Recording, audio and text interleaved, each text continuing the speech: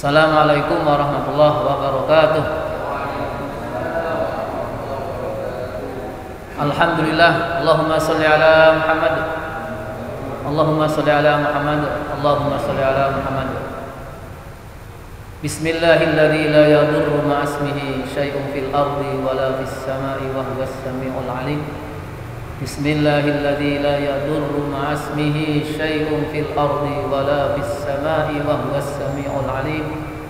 Bismillahilladzi la yadurru ma'asmihi syai'un fil ardi wala fis sama'i wa huwas samiul alim. La ilaha illa anta subhanaka inni kuntu minadh dhalimin. La ilaha illa anta subhanaka inni kuntu minadh dhalimin. La ilaha illa anta subhanaka inni kuntu minadh dhalimin. Hasbunallahu wa ni'mal wakil, ni'mal maula wa ni'man nasir. Hasbunallahu wa ni'mal wakil, ni'mal maula wa ni'man nasir. Hasbunallahu wa ni'mal wakil, ni'mal maula wa ni'man nasir. Wala haula wala quwwata illa billahil aliyyil azim. Allahumma shalli ala Muhammad. Allahumma rzuqna ilman nafi'a wa fahman wasi'a wa rizqan halalan tayyiban mubarakan fih. Allahumma ighfir lana wa li walidina warhamhum kama rabbawna shighara. Amin. Ibadallah, usikum wa iyaya bi taqwallah faqad fazal muttaqun. Ittaqullah la'allakum tuflihun. Amma ba'd. Alhamdulillah, pada pagi ini kita lanjutkan kajian pembacaan kitab Sirah Rasul, yaitu dari ringkasan Khulasah Nurul Yakin. Ini sudah bagian yang kedua.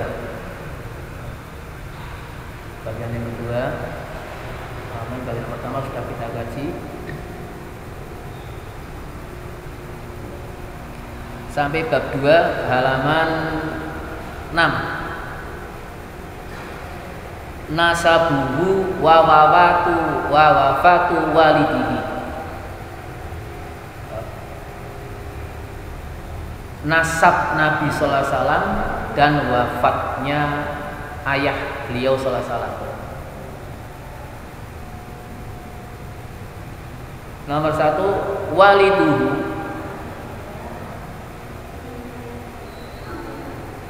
Nek cara Jawa niki utawi ayahipun, bapakipun Nabi sallallahu alaihi wasallam iku Abdullah. Ini sudah terkenal kan, Abdullah Ibnu Abdul Muthalib. Bahasanya ibnu semua. Ibnu Hashim, Ibnu Abdi Manaf, Ibnu Qusay, Ibnu Kilab. Itu nasab ke atas Abdullah bin Abdul Muthalib bin Hashim bin Abdi Manaf bin Qusay bin Kilab. Itu bapaknya. Sekarang ibunya. Wa umuhu, utawi ibu Nabi Muhammad sallallahu alaihi wasallam iku Aminah. Aminah bintu Wahbin. Wahbin ibnu Abdi Manaf, ibnu Zuhra, ibnu Kilab. Jadi melihat keterangan ini, Rasulullah SAW itu nasabnya bertemu di satu nama, yaitu bin Kilab, nasab yang kelima. Nah, ini lihat sini, temu di nasab yang kelima. Ini nomor 3, fatajtami'u, mongko dadi kumpul, bertemu siapa ummuhu, ibunya Rasulullah SAW dalam nasabnya, ma'awalidihi, dengan ayahnya. Temunya di mana? Fi jaddihi, di jadnya al-khamis, yang kelima. Wahwa, yaitu Kilab, namanya Kilab. Jadi Arab itu tetap jad nganggonan nek kene ana buyut to mana ke cicit ya canggah. Jadi sampai lihat namanya jad, simbah yang kelima, kakek yang kelima, kakek yang keenam, kakek yang ketujuh. Pol 7. Tuh. Itu yang namanya nasab. Lah, misalnya masih hidup semua ke 7 orang. Saya itu gampang, 1, 2, 3, 4, 5, 6, 7 dengan saya. Saya yang ke-7, terus Ustadz Rifki yang ke-8. Dengan simbah saya ke-7. Nah,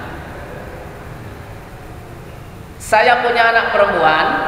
Nah, ini berarti dengan sampai ke-7 semua itu masih saudara semua, enggak senasab namanya. Nah, Ustadz Rifki berarti ke-8 ke. Misalnya punya anak perempuan, jenengan masih hidup ke simbah ke-7. Jenengan cinta sama anaknya Ustaz Rifki itu bisa dinikah. Karena sudah 7 lebih. Ya. Paham ya? Jadi batasan nasab itu 7. Misalnya kok wonge masih hidup semua, kakek yang pertama dengan yang ke-7 senasab. Nanti dengan yang ke-8 sudah beda. Misalnya yang ke-8 itu masih hidup, yang pertama juga masih hidup, laki perempuan itu boleh nih nikah karena sudah putus hubungan darahnya sampai itu 7. Ya udah ada. Nah, Nabi Adam kalau anaknya itu ya ada itu. Dan Nabi Adam beda lagi syariatnya kan. Syariatnya Nabi Adam itu nikahnya nikah silang.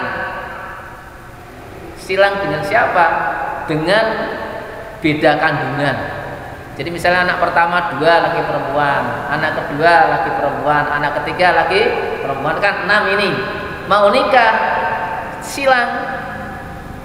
Laki-laki yang kedua dengan laki perempuan yang pertama boleh. Itu khusus untuk syariat Nabi Adam. Karena belum ada orang. Mas Pak ngelamar nanti. Sehingga syariatnya itu. Jadi nasabnya bertemu pada kakek yang kelima. Nah, kalau di sini kelima namanya apa? Pertama anak, terus bapak, simbah kakek, terus buyut, canggah, cicit kok, terus utek-utek siwur terakhir. Utek-utek siwur itu pol. Wis diutek-utek bukan mendhuwure ora artis.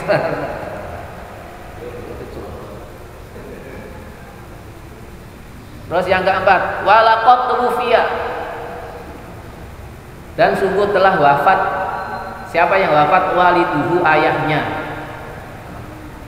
Ketika ayahnya wafat, wahwa utawi hale Rasulullah. Hal itu keadaan ini. Hale Rasulullah ketika bapaknya wafat itu fi batni ummihi, masih di perut ibunya. Ada yang meriwayatkan 6 bulan. Benar kok? 6 bulan. Itu ketika bapaknya wafat. Bapaknya wafat usianya berapa? Wa umruhu utawi umure bapake Rasulullah SAW, ayahnya Rasulullah SAW, abinya ketika wafat umurnya itu samania asrota sanatan, 18 tahun. Berarti sana itu kawin muda. 12 tahun wis nikah. Sehingga jangan heran ketika Rasul menikah dengan Aisyah usianya 9 tahun. Jangan diperdebatkan. Diakad usia 7 tahun. Rasul 55 tahun. Kalau sekarang kan melanggar HAM. Sebetulnya tidak masalah dalam Islam selama orang tuanya mengizinkan, orangnya suami calon suami istrinya merestui, sekalipun diakad usia 7 tahun tidak masalah. Nah, nanti Rasul dengan Aisyah itu serumahnya usia 9 tahun, tapi diakad pada usia 7 tahun. Ini untuk contoh umat. Kalau hari ini ada pernikahan seusia itu tidak melanggar HAM. HAM apa? HAM Islam. Kalau HAM Barat melanggar, karena itu buatan manusia. Sehingga ada informasi kemarin sampai dipidanakan kan. Masa orang nikah sah dipidanakan? Karena apa? Ini hukum jahiliyah, bukan hukum Islam. Hukum Islam sah saja. Ini yang membedakan itu. Jadi ayahnya meninggal ketika usia 18 tahun. Wa dufina, dan dimakamkan di mana? Bil Madinah, di Madinah. Walam yatruk, dan tidak meninggalkan lahu untuk Nabi. Nah, jadi bapaknya itu ketika wafat tidak meninggalkan untuk Nabi syai'an, sedikit pun minal mali, dari harta. Artinya apa? Bapaknya Rasulullah SAW wafat, Rasul nggak dapat warisan apa-apa.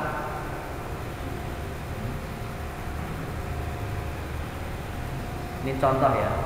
Jadi kadang-kadang kita sebagai orang tua mikir warisan ini bisa nggak anakku apa? Tekan anak isi ning kandungan wis kayak rumah. Ana sing model kowe. Ya bekal yang paling hebat atau yang hebat, bekal yang paling hebat itu ya iman, takwa, akidah yang lurus. Skill, kemampuan anak. Nanti kalau anak sudah dewasa di masyarakat, mereka bisa usaha ikhtiar. Jadi yang paling istimewa bekalnya itu bukan bekal harta ditinggalkan. Ya sebaiknya kalau orang tuanya itu ada, dalam surat An-Nisa itu jangan sampai meninggalkan anak-anak kita dalam keadaan minta-minta. Tapi kalau anak sudah dibekali dengan iman, akhlak yang baik, insya Allah mereka akan jadi orang yang rajin. Ketika rajin, mau kerja ibadahnya beres, takwanya beres, rezekinya beres. Kan gitu. Di surat Al-Baqarah 197 Allah berfirman, wa tazawwadu fa inna khairaz zadit taqwa wattaquni ya ulil albab. Carilah bekal. Cara ngene siapno, ngumpulno bekal. Bekal yang paling istimewa adalah takwa. Termasuk bekal untuk anak-anak kita. Takwane bisa hebat dengan ilmu penopangnya, sehingga pendidikan anak itu penting.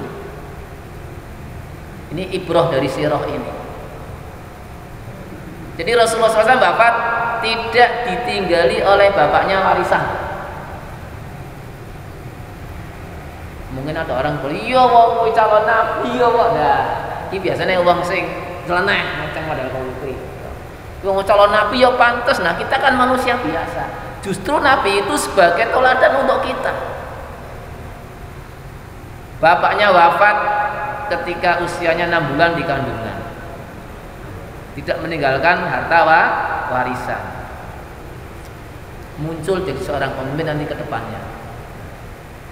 Itu bab 1. Bab 2 tadi ya. Sekarang pertanyaan. Mana sabuhu min jihati abihi?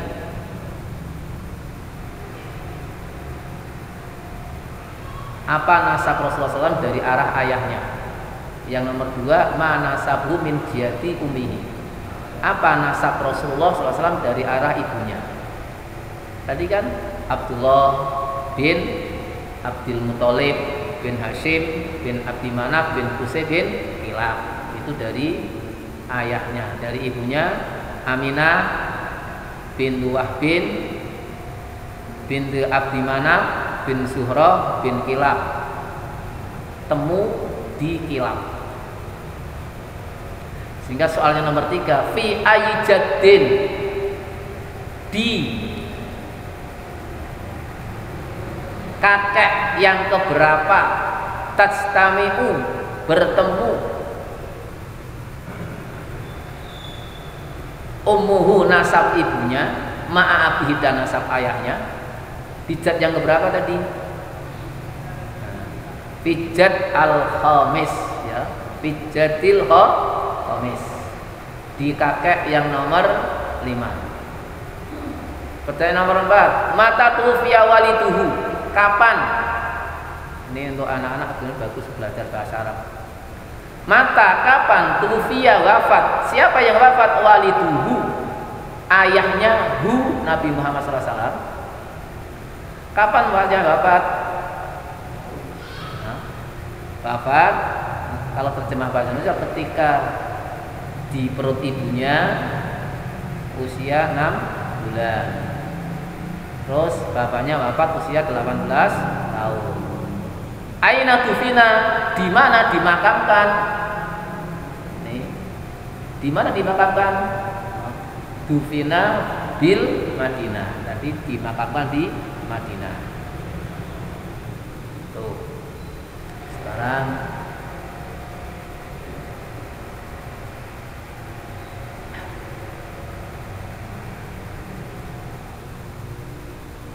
sudah habis, masuk yang kedua.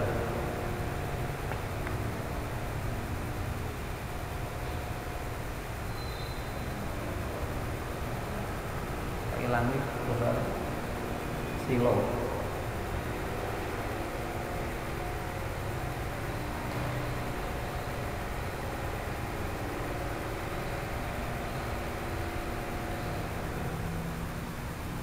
Sebagai pengantar saja.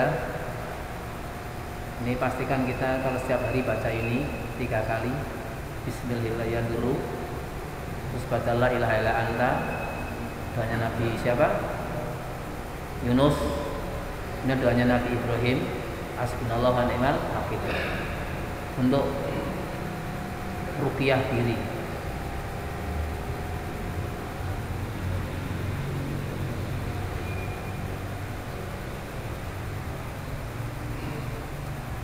Sekarang yang nomor 3, halaman 5 masih utuh. Wiladatuhu wa radha'atuhu. Kalau terjemah bahasa Jawa, wiladatuhu utawi iki nerangke kelahiran Rasulullah SAW. Wa radha'atuhu lan nerangke persusuane Rasulullah SAW. Jadi menerangkan kelahiran dan penyusuan Nabi Sallallahu Alaihi Wasallam. Nomor 1, wulida dilahirkan. Siapa? Sallallahu Alaihi Wasallam. Ini fa'il. Ini fi'il tapi madhi majul. Wulida dilahirkan. Siapa dilahirkan? Sallallahu Alaihi Wasallam, Nabi Muhammad Sallallahu Alaihi Wasallam. Di mana dilahirkannya? Di Makkah, di Mekah. Di Mekah. Makata dibacanya ta karena ini ghairul munsharif. Di Makkah. Kalau standar bimakatin kan, tapi tidak ada. Seperti Ramadan, Ramadana. Nu boleh tapi ni tidak boleh. Nah, di Makkah. Kapan dilahirkannya? Yaumal Itsnaini, pada hari Senin. Terus tanggal berapa? Asaniya asyara, 12. Bulan apa? Bin Rabiul Awali, dari bulan Rabiul Awal. Tahun apa? Amal fili, tahun gajah. Ini kalau dalam bahasa Arab sudah lengkap ini. Dilahirkan Rasulullah SAW di Mekah hari Senin, ya kok, tanggal 12 bulan Rabiul Awal, tahun gajah. Kalau kita namanya tanggal lahir Pekalongan. Jadi dari dulu sudah ada. Jadi kita tetap tanggal, bulan itu identitas diri. Lanjut. Sekarang kenapa dinamakan tahun Rasulullah tahun gajah lahirnya? Wasumia, dan dinamakan apa? Amu wiladatihi, tahun kelahiran Nabi Sallallahu Alaihi Wasallam dinamai amal fili, tahun gajah. Sebabnya apa? Li'anna malikal Habasyah, karena Raja Habasyah itu arsala, mengutus amma wiladatihi, pada tahun kelahiran Nabi Sallallahu Alaihi Wasallam, mengutus, mengirim jaisan, tentara, pasukan kemana? Ila Makkah, ke Mekah. Jadi pada tahun Rasulullah SAW itu lahir, tentara Habasyah, rajanya mengirim pasukan ke Mekah untuk apa? ngirim pasukan lihat mil Ka'bati untuk menghancurkan Ka'bah. Tuh. Karena ada, nah cara bahasanya tinemu, ada fihi di dalam pasukan tadi. Apa yang ada? Filun, gajah. Azimun yang azmun yang besar. Jadi di pasukan itu ada gajah yang besar. Nah ini fa'ahlaka, maka menghancurkan. Siapa yang menghancurkan? Allah Ta'ala. Al-Jaisha iki maf'ul bih, nek cara Jawa ing pasukan tadi dihancurkan Allah. Dihancurkan.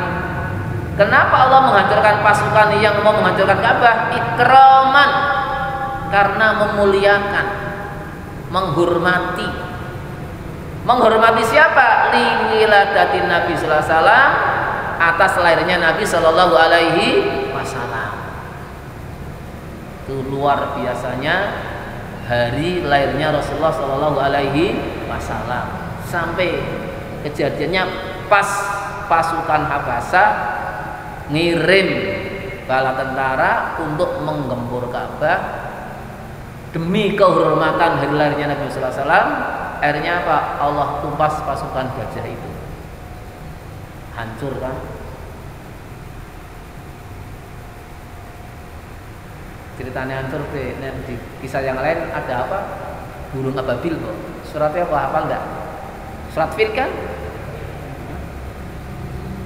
Alam tara kaifa fa'ala rabbuka bi ashabil fil alam yaj'al kaidahum fi tadlil wa arsala 'alaihim tayran ababil tarmihim bi hijaratin min sijil faj'alahum ka'asfim ma'kul. Allah menjadikan pasukan ka'asfim ma'kul, seperti aneh-aneh. Jadi itu hebatnya. Ini termasuk keluar biasanya Allah. Bukan mukjizat ya, karena kan belum jadi nabi. Bukan mukjizat. Ini bagian tanda kebesaran Allah. Menjemput kedatangan Sayyidul Anbiya wal Mursalin, penegak kebenaran, rahmatan lil alamin, maka segala yang merintangi di hari itu atas kuasa Allah hancur semua. Dalam kitab yang lain juga bersamaan dengan lahirnya Rasulullah, api yang disembah orang Majusi padam. Ini mungkin yang biasa membaca kitab Al-Barzanji ada di sana. Jadi apinya orang Majusi yang disembah itu juga bersamaan lahirnya Rasulullah, itu apinya padam.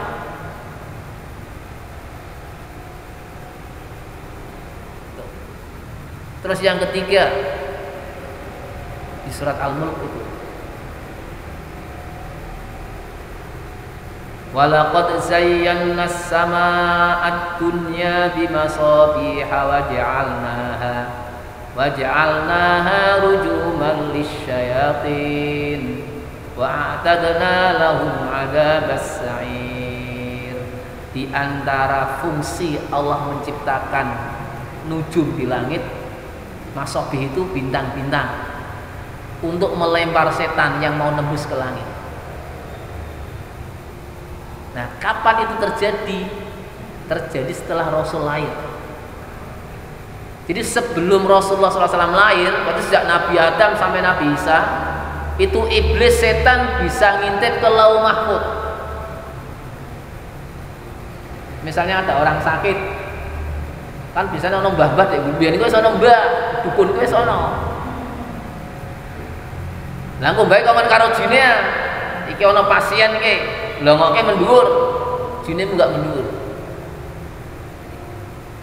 Oh, namane Warkona. lorone ke paling seminggu obate iki ana tulisannya nduk kok mudhun. Nah, diolah karoan dukun. Diolah apa yang disampaikan dari jin tadi informasinya tidak pas,